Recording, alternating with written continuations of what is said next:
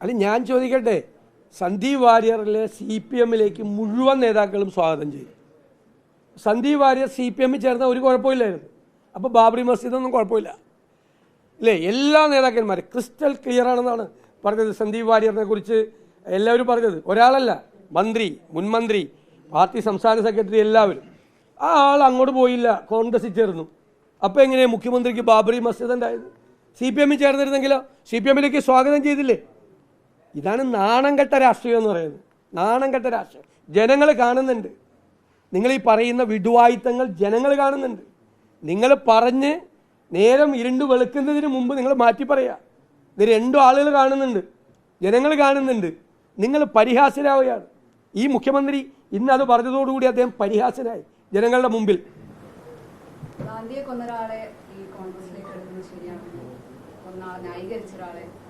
അങ്ങനെ പറഞ്ഞിട്ടില്ല എന്ന് ആ മനോരമ ചാനലിലാണ് ആ വിഷയം വന്നു എന്ന് പറയുന്നത്.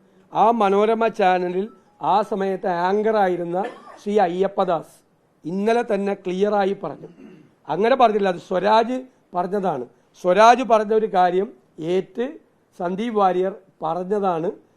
അത് മാത്രം കട്ട് ചെയ്ത് CPM പ്രചരിപ്പിച്ചതാണ് എന്ന് മനോരമ ന്യൂസിലെ ആങ്കർ, ഈ സംഭവം നടന്ന ദിവസത്തെ ആങ്കർ അയ്യപ്പദാസ് വളരെ കൃത്യമായിട്ട് പറഞ്ഞല്ലോ.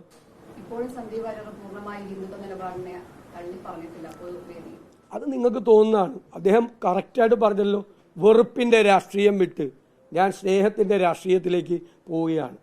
ഞാൻ ഇത്രയും നാൾ നിന്നപ്പോൾ, ഒരു പാർട്ടിയിൽ നിന്നപ്പോൾ ആ പാർട്ടിയെ പ്രതിനിധാനം ചെയ്തുകൊണ്ട് ഞാൻ സംസാരിച്ചിട്ടുണ്ട്. ആ പാർട്ടിയുടെ നയങ്ങൾ കാർക്കശ്യം നിറഞ്ഞ ഭാഷയിൽ സംസാരിച്ചിട്ടുണ്ട്.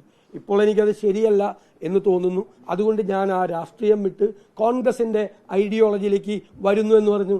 നിങ്ങളിതൊന്നും, ഈ ചോദ്യം പത്മജ വേണുഗോപാലോടും അനിൽ ആന്റണിയോടും ചോദിച്ചില്ലല്ലോ. കോൺഗ്രസ് രാഷ്ട്രീയം വിട്ട് അവർ BJP രാഷ്ട്രീയത്തിലേക്ക് പോയപ്പോൾ നിങ്ങളെല്ലാം അതിനെ ഭയങ്കരമായി പുകഴ്ത്തുകയും ആദരിക്കുകയും വലിയ സംഭവമല്ലേ ചെയ്തത്. ഈ ചോദ്യം അന്ന് അങ്ങോട്ട് ചോദിക്കായിരുന്നല്ലോ. ഒരുപാട് നേട്ടങ്ങൾ വാങ്ങിച്ച ആളുകൾ ഇവരൊന്നും എന്തെങ്കിലും ഞങ്ങൾ കൊടുക്കാമെന്ന് പറഞ്ഞിട്ട് വന്നതല്ലല്ലോ. മറ്റേ LDF-ൻ്റെ സ്ഥാനാർത്ഥി അപ്പുറത്തോട്ട് പോയതുപോലെ കോൺഗ്രസിൽ സ്ഥാനാർത്ഥിത്വം കിട്ടിയില്ല, BJP-യിൽ സ്ഥാനാർത്ഥിത്വം കിട്ടിയില്ല. പിറ്റേ ദിവസം EP ജയരാജൻ പറയുന്നത് പോലെ അവസരവാദിയായി ഇരുണ്ട് നേരം വിളിക്കുന്നതിന് മുമ്പ് സീറ്റിന് വേണ്ടി അപ്പുറത്തേക്ക് മറികടം ചാടിയ ആളല്ല സന്ദീപ് വാര്യർ. അൺകണ്ടീഷണലായി, ഒരു ഉപാധികളും ഇല്ലാതെ കോൺഗ്രസ് രാഷ്ട്രീയത്തിൻ്റെ ഭാഗമായി പ്രവർത്തിക്കാൻ വന്നു. അവിടെ അദ്ദേഹത്തിന് അഭിപ്രായ വ്യത്യാസങ്ങളുണ്ടായി. ആ അഭിപ്രായ വ്യത്യാസങ്ങൾ നിലനിൽക്കുമ്പോൾ തന്നെ ആ രാഷ്ട്രീയം ഇനിയില്ല, ഇനി കോൺഗ്രസിൻ്റെ രാഷ്ട്രീയമാണ്, അതാണ് നല്ലത് എന്ന് തീരുമാനിച്ച ഒരാൾ വരുന്നു. അതെന്താ തെറ്റ്? അത് നിങ്ങളിത് അയാൾ CPM-ലേക്ക് പോയിരുന്നെങ്കിൽ ഈ ചോദ്യം ചോദിക്കില്ലല്ലോ. ഈ ഓപ്പറേഷൻ സന്ദീപ് അങ്ങനെ ഉണ്ടെങ്കിൽ അത് ഏത് ഘട്ടത്തിലാണ് തുടങ്ങിയത്? ഇത്രയും ലാസ്റ്റ് മിനിറ്റ് വരെ അത് ഇത്രയും രഹസ്യമായിരുന്നു സീക്രട്ടാക്കി വെക്കാൻ കോൺഗ്രസിന് എങ്ങനെ സാധിക്കും? അത് എല്ലാ കാര്യങ്ങളും നമുക്ക് അങ്ങനെ വെളിപ്പെടുത്താൻ പറ്റില്ല. എങ്കിലും ഞാൻ ഒന്ന് പറയാം, ഞങ്ങളത് നേരത്തെ തീരുമാനിച്ചു വെച്ചിരുന്ന കാര്യമാണ്, സംസാരിച്ചു വെച്ചിരുന്ന കാര്യമാണ്. പിന്നെ ഞങ്ങൾ കുറച്ച് ദിവസം വെയിറ്റ് ചെയ്തത് ഈ സന്ദീപ് വാര്യറിന് CPM നേതാക്കന്മാരുടെ ഒരു നല്ല സർട്ടിഫിക്കറ്റ് കൂടി കൊടുത്തോട്ടെ എന്ന് വിചാരിച്ചിട്ട്. അതുകൂടി കിട്ടിയല്ലോ. ഇപ്പോൾ അതുകൂടി കിട്ടിയപ്പോൾ ആളെ ഞങ്ങൾ കൊണ്ടുവന്നു ഇപ്പുറത്തോട്ട്. തമാശയുടെ ഞാൻ പറഞ്ഞല്ലോ, എല്ലാ കാര്യങ്ങളും നമുക്ക് പുറത്തു പറയാൻ പറ്റില്ലല്ലോ.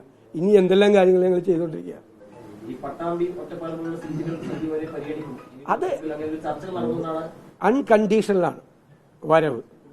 പക്ഷേ ഞങ്ങളൊരു കാര്യം പറഞ്ഞിട്ടുണ്ട്, KPCC പ്രസിഡന്റാണ് പറഞ്ഞത്, അദ്ദേഹത്തെ പുറകിൽ നിർത്തില്ല, മുമ്പിൽ തന്നെ ഉണ്ടാവും.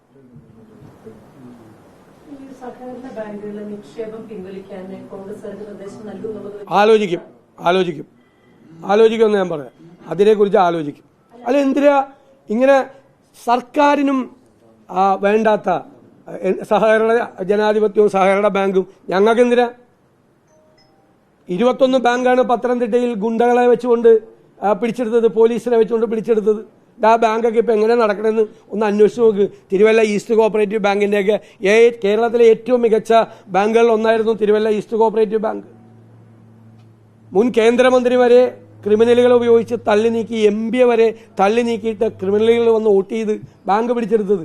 അങ്ങനെ പിടിച്ചെടുത്ത ബാങ്ക് അങ്ങനെ അങ്ങ് പോകണ്ടെന്ന് ഞങ്ങൾ കൂടി തീരുമാനിച്ചാലോ? ഞങ്ങൾ അതിനെക്കുറിച്ച് ആലോചിക്കുമെന്ന് ഞാൻ പറഞ്ഞു.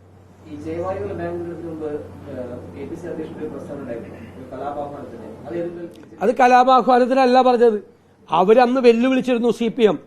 അപ്പോൾ CPM ഞങ്ങളെ പ്രവർത്തകരെ ഉപദ്രവിച്ചാൽ ഞങ്ങൾ തിരിച്ചടിക്കുമെന്നാണ് പറഞ്ഞത് KPCC പ്രസിഡന്റ്. അത് അദ്ദേഹത്തിൻ്റെതായ രീതിയിൽ പറഞ്ഞു, അത്രയേ ഉള്ളൂ.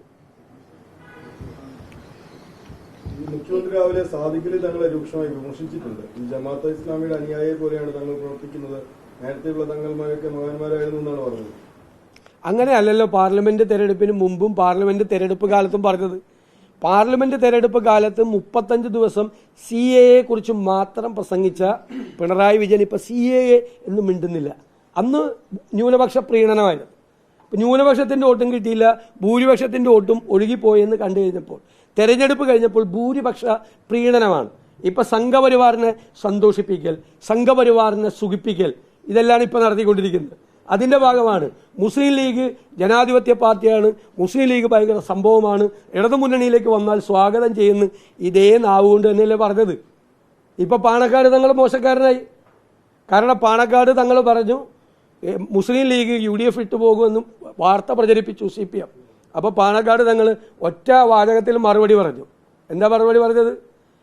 UDFൽ നിൽക്കാൻ 1000 കാരണങ്ങളുണ്ട്, LDFിലേക്ക് പോകാൻ ഒരു കാരണം പോലും ഇല്ല എന്ന ഉറച്ച നിലപാടെടുത്ത്. അതിൻ്റെ അസ്വസ്ഥതയാണ്.